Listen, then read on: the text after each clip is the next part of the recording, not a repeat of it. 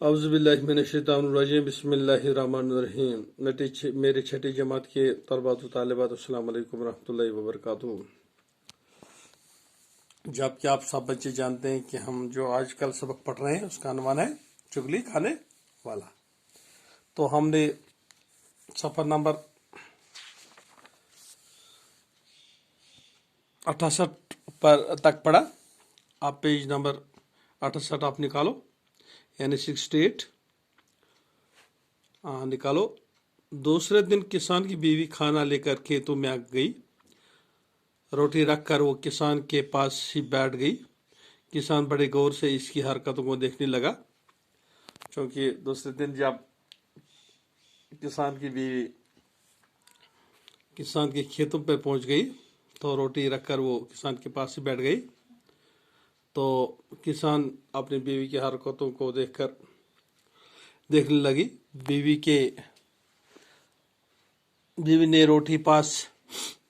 روٹی قریب کر کے بہانے کسان کے اور نزدیک ہونے کی کوشش کی۔ اس پر کسان ذرا پیچھے کھسک گیا۔ اب بیوی کو یقین ہو گیا کہ دال میں کچھ کالا ہے، کیونکہ اس دونوں کو ایک دوسرے پہ شک ہونے لگا۔ اب بیوی کو یقین ہو گیا کہ دال میں کچھ کالا ہے۔ کسان نے روٹی لینے کے لیے ہاتھ آگے بڑھایا تو اس نے چاٹ کر کسان کی کلائی کو پکڑ لی۔ کسان اچھل کر پیچھے ہٹ گیا۔ اب اس سے یقین ہو گیا کہ اس کی بیوی پاگل ہو گئی ہے۔ بیوی ایک بار پھر آگے بڑھی اور زبان نکال کر کسان کو چاٹنے کی کوشش کرنے لگی۔ کسان نے نہ آؤ دیکھا نہ تاؤ، بیوی کو پیٹنا شروع کر دیا۔ کسان کے سالے قریب کھیت میں چھپے ہوئے تھے، یہ دیکھ کر باہر نکل آئے اور کسان پر ٹوٹ پڑے۔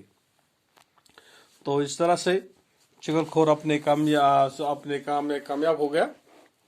تو اب جھگڑا ہونے لگا، ایک دوسرے کے کھیت میں چھپے ہوئے کسان کے بھائی بھی میدان میں اتر پڑے۔ سب نے ایک دوسرے کو اتنا مارا کہ خون میں نہا گئے۔ آخر ادھر ادھر کر کے لوگوں نے آ کر انہیں ایک دوسرے سے الگ کیا۔